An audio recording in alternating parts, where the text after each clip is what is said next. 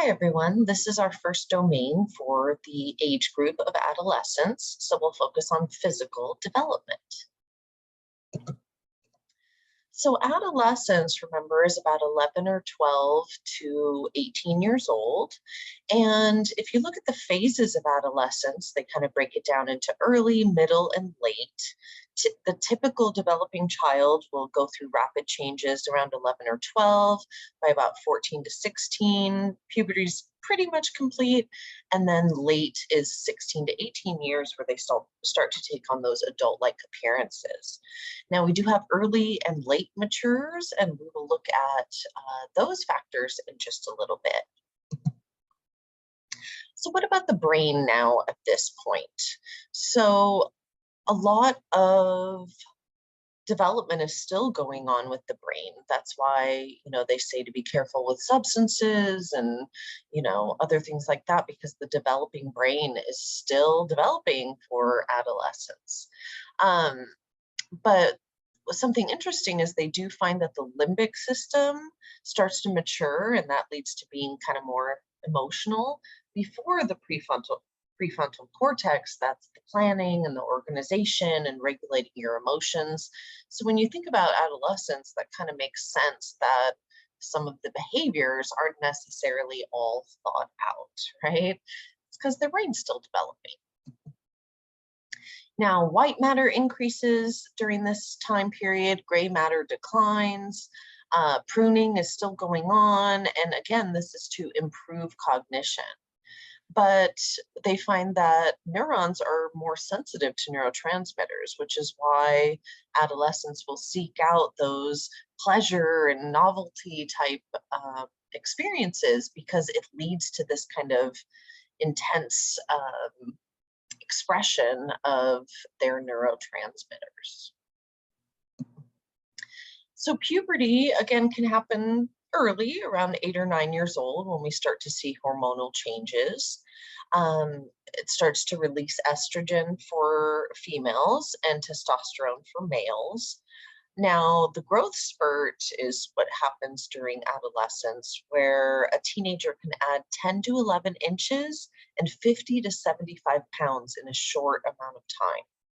If you think back to early childhood, they would gain about, I think it was 2 to 3 inches and 5 to 7 pounds. So it's an extreme difference than other developmental age groups.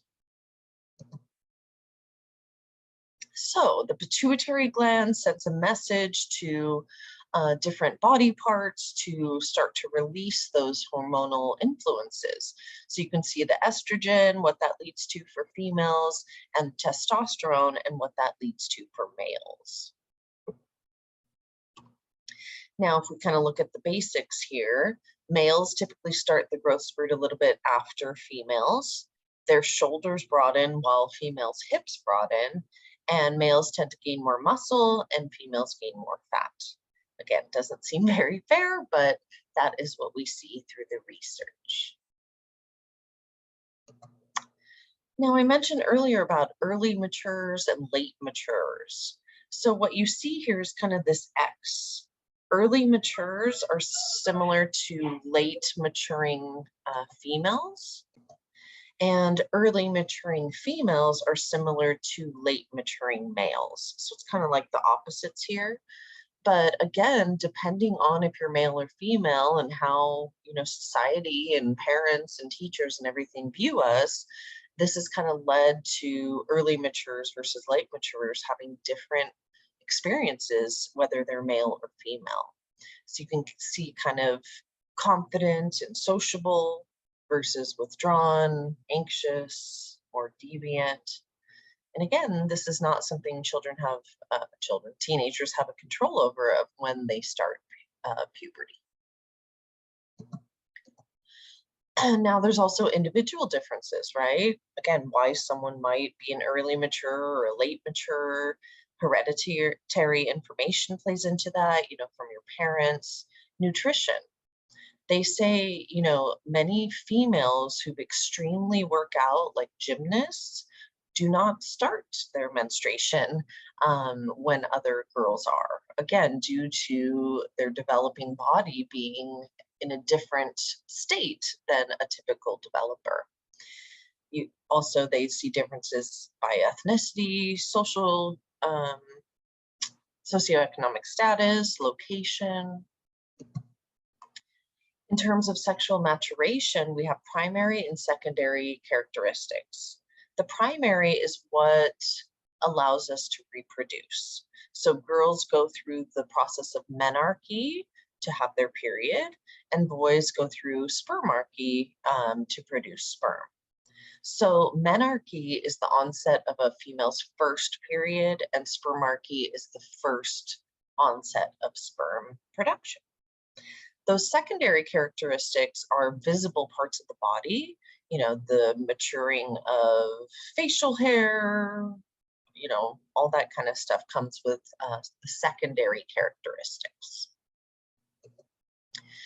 Now, what about sexually active adolescents? If we take kind of the Bronfenbrenner systems approach, we find that typically sexually active adolescents have a lot of factors going on, right? They might be early matures, they might not be monitored well from family, maybe their peers are also active.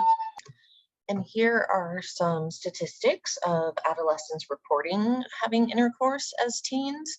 And you can see it pretty much increases every year from grade 9 to grade 12. Now, when we talk about being sexually active, we have to talk about, other risks that come with that, like STDs. So you can see kind of the breakdown here of how many cases are commonly reported of 15 to 19-year-olds within 1,000 people at a time. So look down at human papilloma, I always say this right, papillomavirus, has 15,000 per 1,000 people that have this virus. So you might have heard of HPV, that's what it is. So you can see, and it's in comparison to other viruses and bacteria, that it is on the rise, and that's why we led to a vaccine and all that comes with that.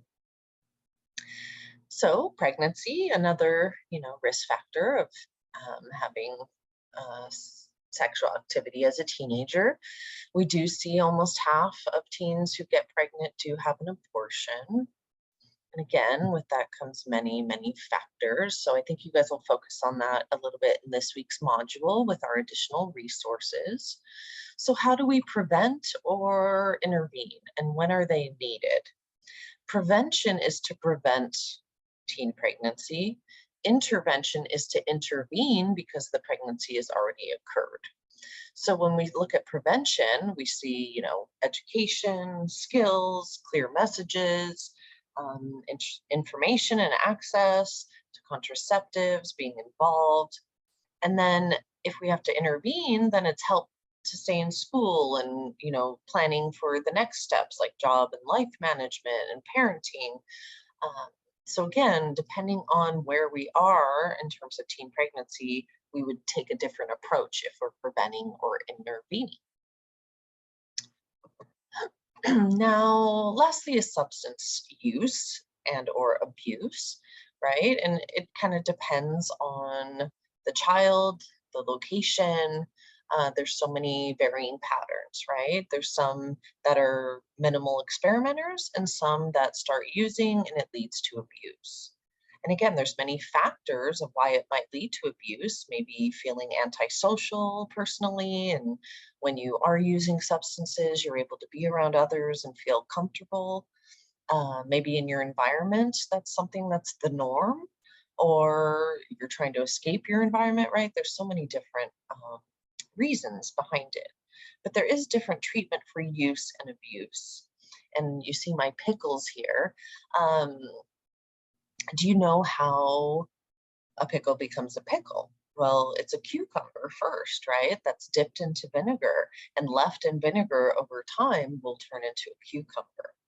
So I borrowed this from my husband, but that's what he talks to teens about in terms of use versus abuse.